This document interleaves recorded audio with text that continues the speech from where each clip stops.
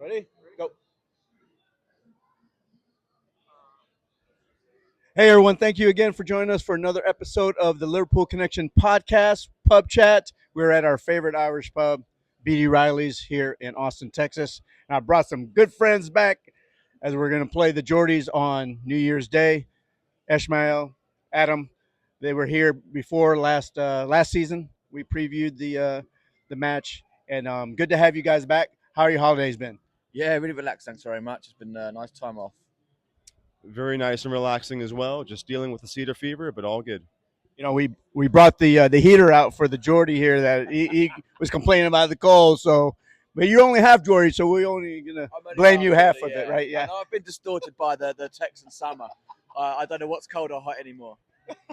Well, anyway, it's good to have you guys back, and I hope everybody out there has been having a happy holidays. By the time you get this message, be gearing up for the new year. So everybody, please be safe. Don't drink drive, and make sure that you get to the match on New Year's Day. So anyway, let's get into the match. So obviously, we played you guys the third game of the season.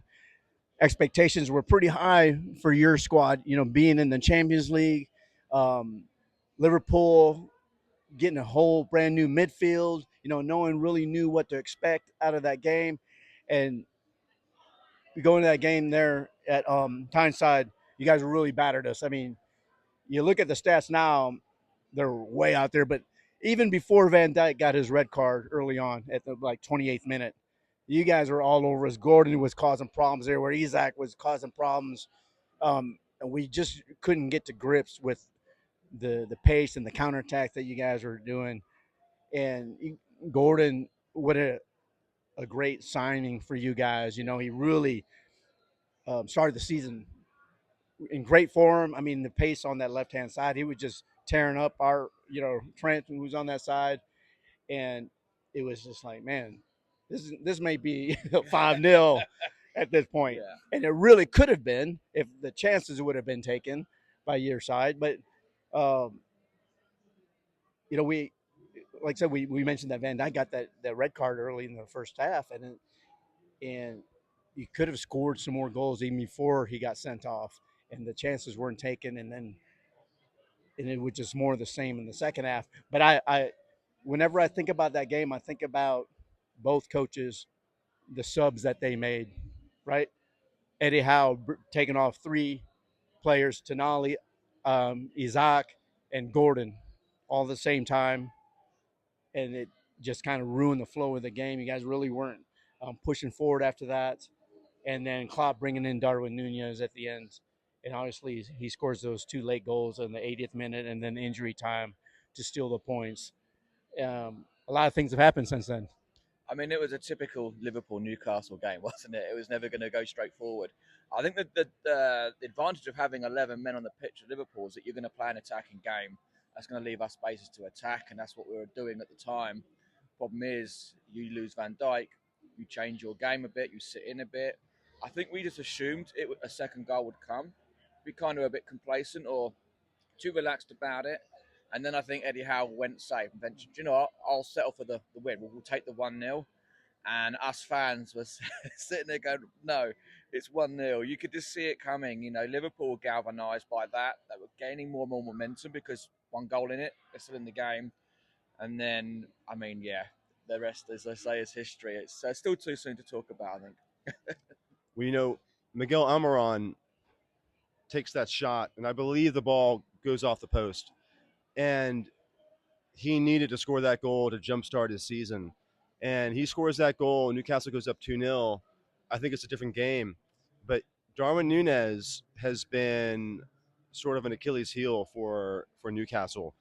The way he finishes, to his pace, um, he's a damn good striker, and he's shown it, especially against us.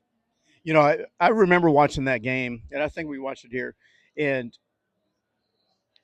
when Eddie Howe took off Gordon, and I know it was the beginning of the season, and maybe they're just trying to get people fit, and he didn't want to play in full 90, but man, he was just torching us. And when he came off, I was like, thank goodness, but it just kind of just shows you that there's there's other things involved, right? Because none of us would have taken Gordon off No, I at suppose that he time. wanted to get Harvey Barnes on the pitch, and give him minutes. He ripped up Aston Villa on the first game when we beat them 5-1. He's thinking that can't be. It's not much of a change. Gordon, Harvey Barnes, but it gave Liverpool a shift. It almost like you said, thank you. And it's hard for Barnes to come on and have the same impact as Gordon.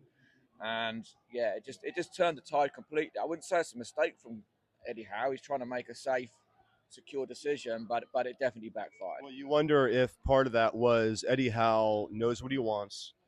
He has a system in place, and against, like you said, Aston Villa, we come out of the gate and Diaby scores that goal to tie the game, and then after that, we just demolish them.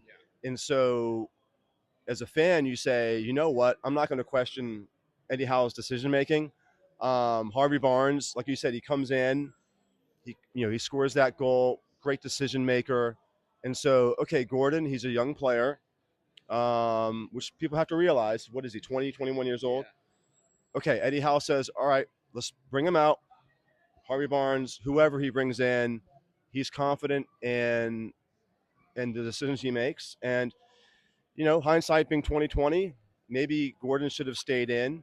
But again, I mean, like I said, Darwin Nunez comes in the game, and I mean, he was, to me anyway, he was the difference maker for Liverpool. Well, yeah, he scores practically the same goal, right, to the far post, but you say you don't want to question Eddie Howe.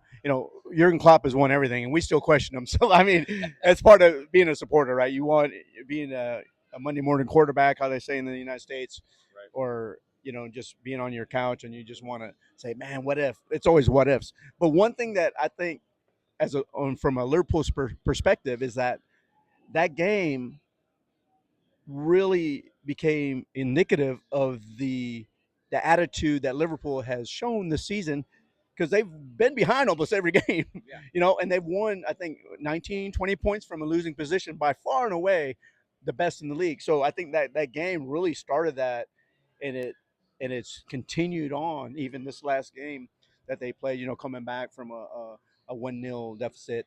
And so not this last game, obviously, but the game before that, coming back again and again, and it just kind of just shows the mentality of the team.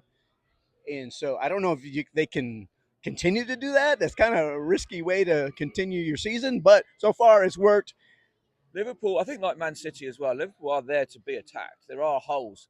Van Dijk isn't the superhero that he was 2 years ago, whether it was that injury that he got against Everton, but he hasn't been the same, and Liverpool's defence hasn't been the same. There's always a goal to be scored, but that's I guess it's the fun of watching Liverpool. You can concede one, you'll just score three anyway. It's not a problem, and I think Klopp's doing a really good job. He's sat down this season and said, look, we haven't got European football. If we're going to win the league again, this is our chance to exploit that opportunity. Everyone else is doing the minutes. Arsenal are struggling; they're giving up points now. Liverpool should be keeping calm. Try and tighten up that defence, but you've got to use this opportunity with no European football. Well, we are in Europe. We're in Europa, obviously. Sorry, Champions League. There's one team here that's not in Europe anymore. No, but it's the intensity of Champions League, though. You can rest players in the Europa League. Right. No, I'm just taking the piss. I know you were. But I just think, the advantage of not being in the Champions League, the intense games where you've got to play most of your first 11, you kind of been able to play your wider squad. I think Klopp's doing it really well, and you look fresh every game still.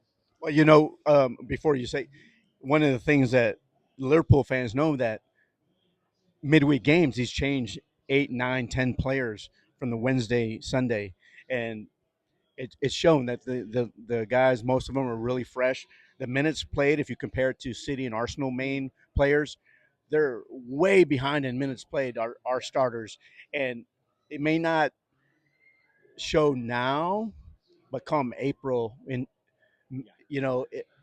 of March, April, May, into the final push, that's when you start realizing, these guys are a little bit fresher, right? So before we get into this weekend's or New Year's Day, you guys got into the Champions League last year, but that group you guys were in was so difficult, It was punishing. and it was right. Yeah, Let's just talk just a little bit about it before we go into the matchup for this week. That was brutal. yeah. It was a really good ride for us. You know, we'd never expected Champions League this early. I wouldn't even expect it this year. So we had to take the opportunity to enjoy that. The away days and playing such prestigious teams. It was like playing Barcelona back in '95. We did the 4-1 over PSG. But you're looking at experienced players. You're looking at big squads who've done the Champions League. They compete at the top of their leagues. They know how to play the referees. All over the park, they just had another 10% on us. And by the fifth, sixth game, that really showed. And we already had our injuries by then. And again, no excuses, but we were running on fumes. You know, if we'd beaten PSG that last game where they got the dodgy penalty, you'd have argued as a neutral it would have been a travesty because PSG should have scored 7, 8 goals against us. But you just think if you've beaten Milan, we're in Champions League knockouts. It's another 15 million in revenue. So it's hard to take, but we've got to, as Georges, we've got to just take the ride and say thanks for the opportunity. We'll be back. And obviously Eddie Howe's first foray into the Champions League and playing in Europe, and trying to manage a team. And we go back to managing those games, especially in the Premier League when it's so intense, and to have to manage squads is so important. And I think I can see you guys kicking on in the second half of the season without having to worry about, um, changing sides from the Tuesday to Saturday. So any final thoughts about the Champions League? I know it was a good experience when you guys beat PSG. I was really made up for you guys. Absolutely, that game was absolute magic. Being at home with a player like Kylian Mbappe, and to just take it to them, a guy like Dan Burn, who's a local kid, score that header. I mean, it was absolutely amazing. I mean, you talk about Liverpool and you talk about freshness in the second half of the season, and it's not that long ago that you know I remember being here, and I'm sure you were too, watching Liverpool win the Champions League against Tottenham with 200 Liverpool fans here, and we have to realize Liverpool is a team that for a number of years has been built for playing European football, having all those midweek games. They have the depth to be able to take that on, and it does seem like, again, of course, in Europa League, but not Champions League. Liverpool has that. But we did have an easy group too. So just to be fair, so No, there's no question. There's no question. I mean, Newcastle, so-called group of death. Although AC Milan, frankly, underperformed, and so did PSG. Yes, they could have scored 6 or 7 goals against us, but Nick Pope made the saves, and it took a very questionable VAR call on a penalty that allowed them to get the point that they needed to ultimately get through. Even though, frankly, Newcastle should have beaten AC Milan at home, we were up 1-0. yeah, that was really the game that you guys really should have won. Liverpool, 2 late goals again. But that goes back to, I think, an overarching theme of fatigue. I mean, this team with financial fair play, which is constantly being talked about, Newcastle cannot just go and spend willy nilly like Man City could 10, 15 years ago and just buy the players they need. They have to adhere to financial fair play. We look at Everton having 10 points stocked for financial breaches. Newcastle doesn't want to be in that position. It just is what it is. We have to find a way to overcome the financial burden that we have and play through the second half of the season, and that starts with this next game. I think we touched about financial fair play, and I think the fear with a lot of Premier League fans was that Newcastle owners 10 times richer than the city owners. They're just going to start buying everybody. But to your credit, you haven't done that. They've tried to stay within the financial fair play rules. Who knows what happens during the January transfer window with buying players from Saudi league and coming back, or maybe bringing Maxima back or on loan. I really don't know, but fair play to them for not just totally just buying people and trying to make it litigation in the courts and things like that. So If I may, Chelsea is a perfect example of why you don't do that. Look at how much those guys have spent, and it's been an absolute disaster. I also think that there's still some scrutiny about how Newcastle got their owners, how they managed to get into the Premier League. Some people are still very unhappy about it. So if anyone's going to get scrutinised, it's going to be us. Not because necessarily the Premier League will victimise us, because I know that we pushed Richard Masters to the limit to get the ownership, but the fans and the media are going to be all over us if we start doing that. So if Man City have been charged 215 times and Everton docked 10 points, they were waiting for us to make a mistake. So we've got to be clean as a whistle. So let's segue into this matchup on New Year's Day. The Newcastle's form isn't the best. I think he lost 7 out of 8 in all competitions, right? Um, as we go into the game, as of right now, as of this recording, Liverpool is on top of the league. For surprising, I'd say the majority, even the Liverpool supporters that were there with a new midfield, um, not necessarily knowing if Van Dijk was going to reach the heights that he was a couple years ago, and a lot of the VAR issues, obviously, that we could have another show about. But we go into the game. Liverpool has its own set of injuries, but you guys are have some devastating injuries that are really important part of your team. I think Eddie Howe in his press conference today said at least 8 players are out. So we've had some players come back. Obviously, Sven Botman is back. Um, but you look at Harvey Barnes still out. Um, Anthony Gordon, he's played a lot of minutes. He's a young guy, but he's played a ton of minutes. It's been noted that in the last few games, he may not have played up to his potential because of all the minutes he's played. Isak, he's been in and out. Callum Wilson is always a question mark. Um, Miguel Almiron, he's played a ton of minutes. It's obviously Tonali out for an entire year with his suspension. Bruno, fortunately, has avoided getting red carded out of the game. Yeah, I know. Joe Linton, he's had recurring issues. The list goes on and on and on. But the key for this team is they've got to find a way to get through the fatigue issues, because at the end of the day, nobody cares. When you go on the field, you got to play. We always think about, hey, the player is young; he should never get tired. But for on the Liverpool perspective, we've seen the same thing with Soboslai. He started the season so strong, and his last few games, even though he scored, you could just tell he's not getting into the spaces as quick as he was. So just like Gordon, but Gordon has to actually carry your team more than Soboslai has to carry our team. We've rotated so much, so it's a factor. You don't think it is a factor that they should just be able to play 90 minutes every game, but it's a long season. It is a long season, and it's also the style of play. At the beginning of the season, you just look at Newcastle, and no one wanted to play us. You couldn't get past your 18-yard line before we had the ball back.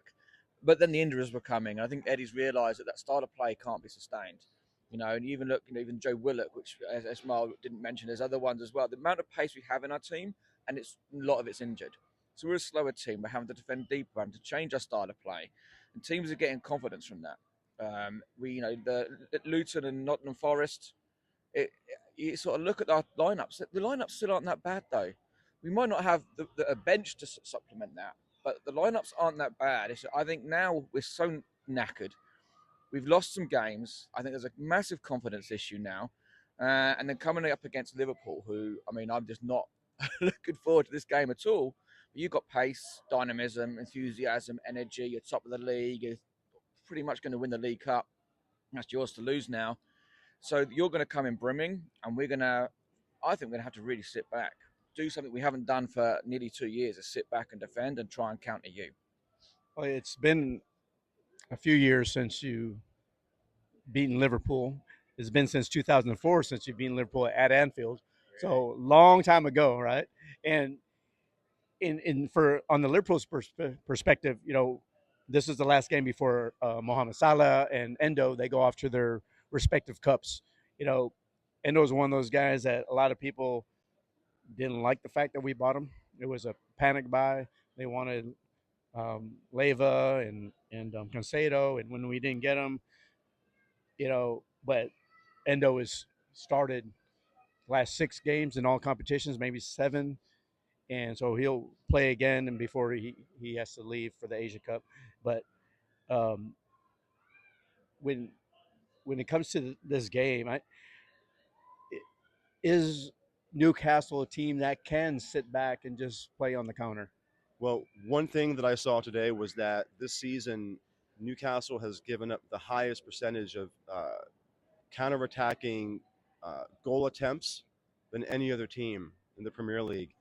Um, you know, Eddie Howe is going to have to do something different because with the attacking players that Liverpool has, Darwin Nunez, Mo Salah, et al. I mean, Gakpo. I mean, it's with the injuries that we've had, with the style of play, with Bruno not being what some might consider a true number six, midfielder, being so aggressively minded, trying to attack the goal. We're getting devastated right now on counterattacks. And that Luton match, it really was quite impressive in that first half to see Luton taking it to Newcastle, albeit at home, because you wouldn't assume Luton would have the quality of player to do that, but yet there they were, keeping Newcastle, on their heels, eventually getting a goal to go through.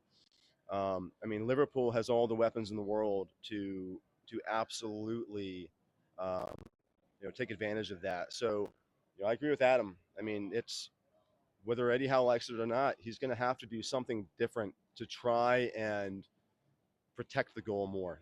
What I would say is that just for Liverpool's perspective, you will need to be focused and determined on this because we are a wounded animal. We've seen this season that Newcastle have got excellent team spirits, some of the best. We lost one of our games in the Champions League, came back and beat Arsenal. We lost one of our games in the Champions League, came back and bullied Man United into submission. And we have still got a team. So I do think you'll beat us, but only if Klopp gets in your head and says you've still got to focus. Newcastle can still do some damage, but the game is yours, I think, to take. Well, I mean, it seems like for Liverpool, it comes down to individual mistakes in the back, right? Whether Isaac's coming out there or Gordon. I mean, the last time we played, I think Trent, mistrapped the ball and Gordon it set Gordon free and he did a great finish, right? So, but it's those kind of mistakes that everybody's pushed up. We kind of juxtapose it against like the Man United game where they didn't come to play at Anfield at all, and we ended up drawing, right? Then our Arsenal played, ended up drawing. So I mean, you guys are somewhere in between there. Are you going to sit back, or are you going to just take your chances? I have no idea. I'll be perfectly honest. I don't know what to expect. Um, if we're healthy, if Isaac is healthy, if Callum Wilson is healthy, if Anthony Gordon is healthy, um, we have the weapons to be able to press the ball. And look, Callum Wilson, if he played every game of every season, um, he might not even be at Newcastle because he might be so expensive that you know Man City would have him. Because he is so lethal when he's actually on the field. So I don't know. I have no idea what to expect, to be perfectly honest. Well, it's New Year's Day. We could expect at least. Hopefully, they're not out late that night. I reckon we can expect a good game. I think we'll give you a storm in the first 15 minutes. I think we'll play with intensity. If we can get an early goal, that changes the game a lot. You'll have to fight back from behind again. That's what we'll look to do, and then we'll look to try and steady you and try and pick you off. I think that's the only thing we can do. What's frustrating is for years you've had the beating of us. Years and years you've looked forward to playing us. And the last 4 times we've played you, we played brilliantly, and we've still not beaten you. So there's something about Liverpool, a mentality that we can't get past, but we may have to just dig in and hope we can get a result out of you. It's interesting because the obviously the results haven't been there for you guys, but like you said, very competitive in the last few matches, right? And I think Liverpool understands that there's the quality is there. What's happening, I think, is that a lot of the teams they come to Anfield, and they feel like they start pressing early because they want to take the crowd out, right? They want to get that early goal. but they can't sustain the press. Where Liverpool just seems like they have an extra level of fitness this year. Last year they had no fitness, especially in the midfield, and that's why we got rid of all of them. I'll say get rid. That's kind of that's kind of harsh, Sure. but Yeah, we yeah. totally changed the That is midfield, Liverpool. and it shows this year the results. We're 18, 19 points better than we were at this point last year. So the as we kind of finish up the podcast. I mean, so any you got a score prediction for us? I do. I'd like to see us get a goal. I'll be happy if we win a corner right now. But I think you'll beat us 3-1. I was thinking about 3-1 as well, but I'm gonna go 2-1 Liverpool. I just don't think, if I'm being honest, that I can expect Newcastle to win this match. Can they? Yes. If Luton can beat Newcastle, if Sherwood Forest, if Nottingham Forest can come into St James and Chris Wood, score a hat trick, anything is possible. But on its face, until we see otherwise, I gotta pick Liverpool to win this game. Yeah, I think I was thinking about it. I'm going to go 3-1 because that's been a prevalent score at home, and just the but it's the Premier League, right? That's why we love the games. We love watching it. I mean, Luton's been getting results recently, and they're supposed to be one of the crappiest teams ever, but now they're getting points. Now Sheffield United, so um, I look forward to the game. Thank you guys for joining me again. Thanks for having us. It's always good to see you guys, and I know that you guys have worked hard on building up the Toon Army in Austin. So congratulations for having found your place that you guys are watching the games now, and good luck to you guys. Thank Thank you. you very much. Thank you. All the best. Um, so until next time, you guys, like I said, Happy New Year's. Be safe. Please like, subscribe, and put on your notifications for our podcast. And we'll see you next time. Cheers.